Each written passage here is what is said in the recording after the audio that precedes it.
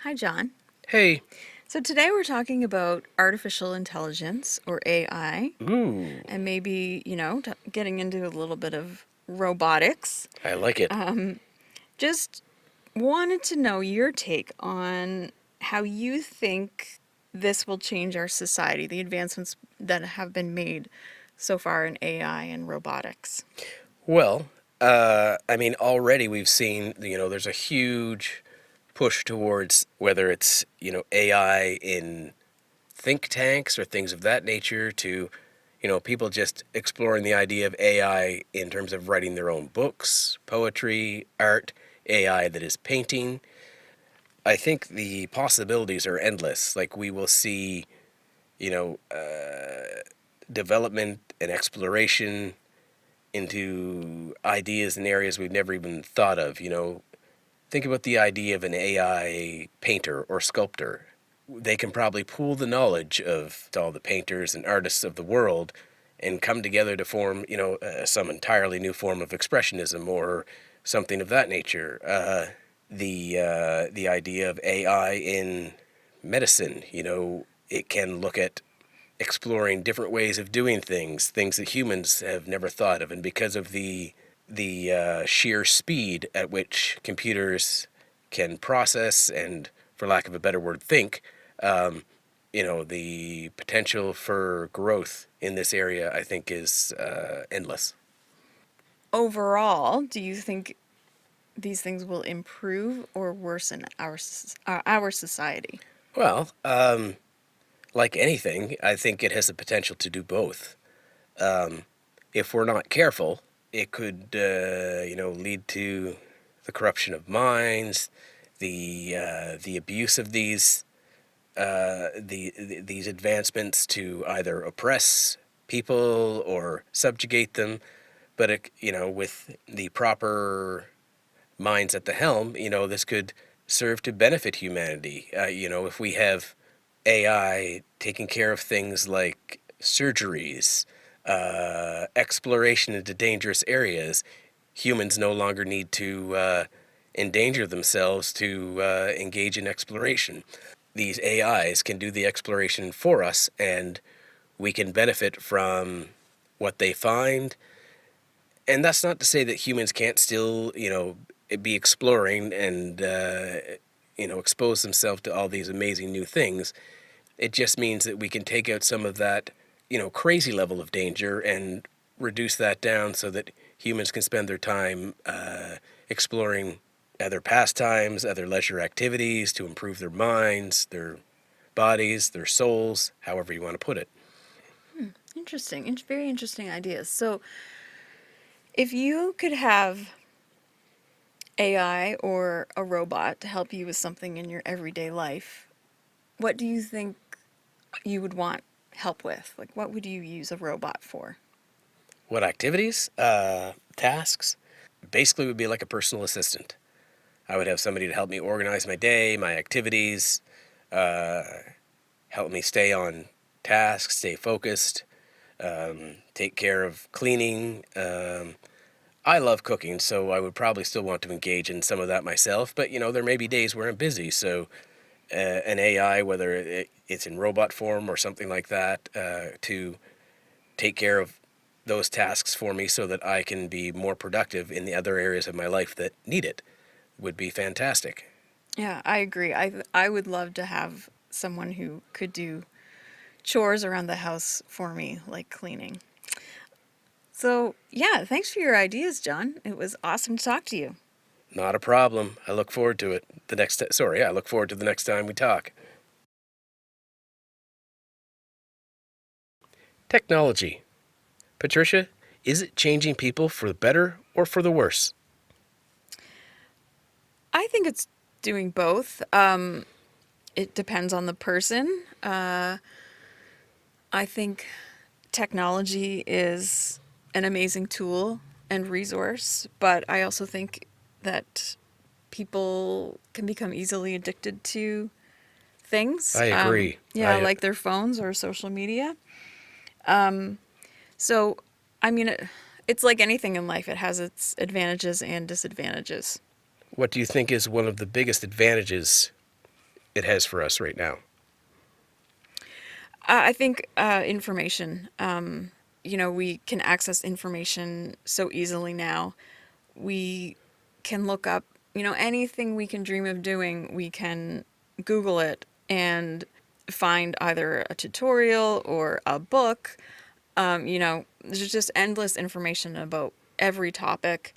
And then, if you can't find what you're looking for, you can write about what you're looking for yourself online and help other people. So, that is huge right now. Okay. What about a negative for technology? Something you think it's doing to, impact us negatively? I mean, it definitely impacts our relationships, especially if they are more inclined to be introverted. They're not forced to go outside their comfort zone so much. They can stay home and send messages or just stay home and play video games and not really En- not really engage? engage Yeah, yeah. in socializing with an actual human being. And I think while it is nice to be able to exchange messages easily, I also think that is not, like, that doesn't take the place of actually talking to a human face to face. I think our society still needs that in-person connection. And I think, some people aren't getting that anymore because they're so involved with their online presence or, Okay. yeah. Now, I think a big part of that is the technological advances surrounding things like social media. How do you feel about children being exposed to social media or things like that? I definitely think it should be limited for them. Parents really need to be a role model for their children and, put boundaries in place for themselves as well. I think that's the best way, to be a good role model for children by limiting their own screen time and what they're doing on social media so that children can learn what is healthy. I think it's all about balance. There needs to be a healthy balance. And if parents find that their children are spending too much time in front of a screen or on social media, or they're being bullied, I think they need to be involved and they need to set boundaries for their kids where those things are concerned. Okay. Last question for you. What do you think is the most important and beneficial technological advance? Sorry, beneficial technological advancement that we've seen? Doesn't have to be today. You can go all the way back to whenever. Probably, I mean, technological advancement in medicine is probably the thing that has seriously affected our society and our world the most. Being able to mass produce vaccines, comes to mind, or, robots who can perform surgery. Things like that, I think, have actually really made a big difference in people's everyday lives around the globe. Nice. All right. Well, that's all the questions I have for you. Thanks again for coming.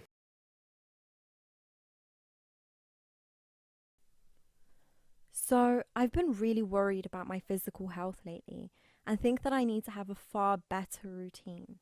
What do you think are the most important things that I should do to have good physical health? That's a great question. I think it's a combination of things. You need to make sure that you're eating healthily. That means lots of fruits and vegetables, no junk food like fried food, and no sugary foods like cookies and chocolates. You can treat yourself here and there, of course, but don't make it part of your routine. And I also think that exercising is very, very important. Hmm. How do you exercise and how often do you exercise? I exercise by going to the gym, which is where I run on the treadmill and lift weights to tone and grow my muscles, which is super important to me.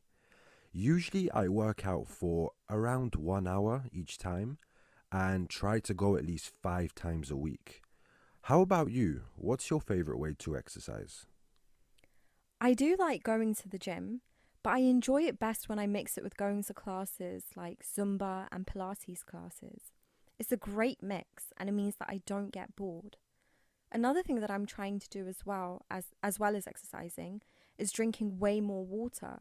It helps to keep you more energetic, helps your skin be clearer, and generally helps your health in a lot of ways. How much water do you drink in a day? Let me think. Usually I aim for 2.5 liters of water a day, and I like adding lemons and strawberries to my water to make drinking more exciting because drinking only water every day can get a little bit boring. And one thing that I'm working on right now is having a very healthy sleep routine. Right now, I'm only sleeping for around 4 hours a night, and it's been making me feel very tired throughout the day.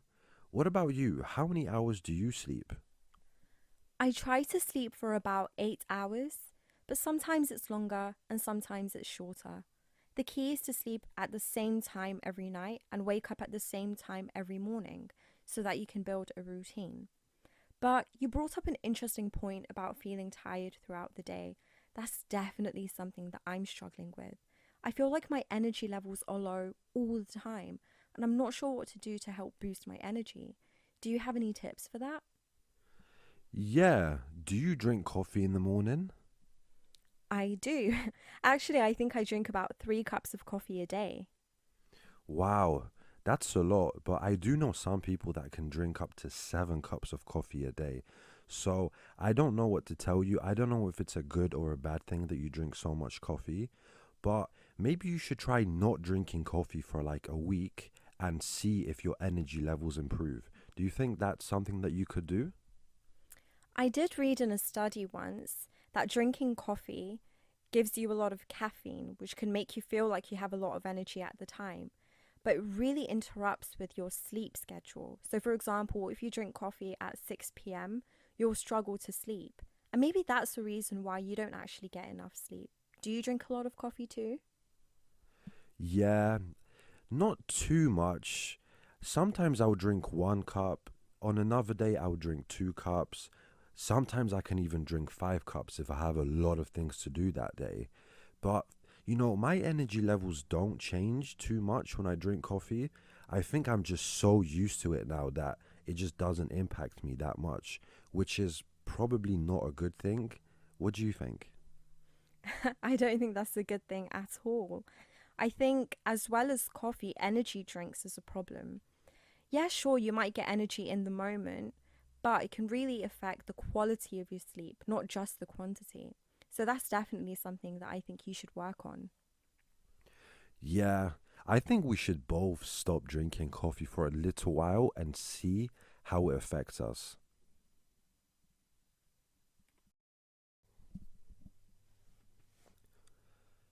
So recently, I've been coming across a lot of mental health posts on social media, such as Instagram, Twitter, Facebook, YouTube, and I've just been wondering, what is mental health? Could you please explain it to me?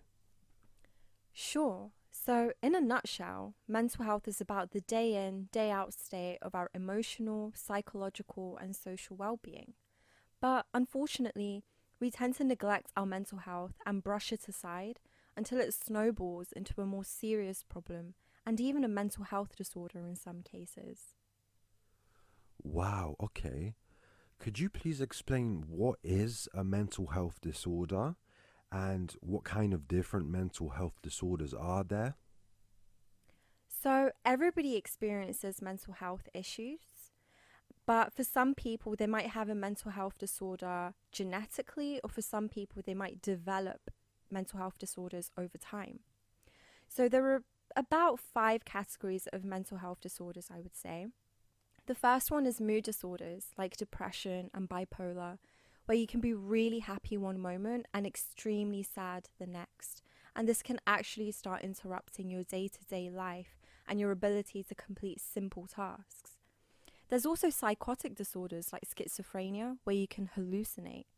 There's body disorders like anorexia and body dysmorphia, which affects the way that you look at yourself physically and ultimately affects how you psychologically perceive yourself.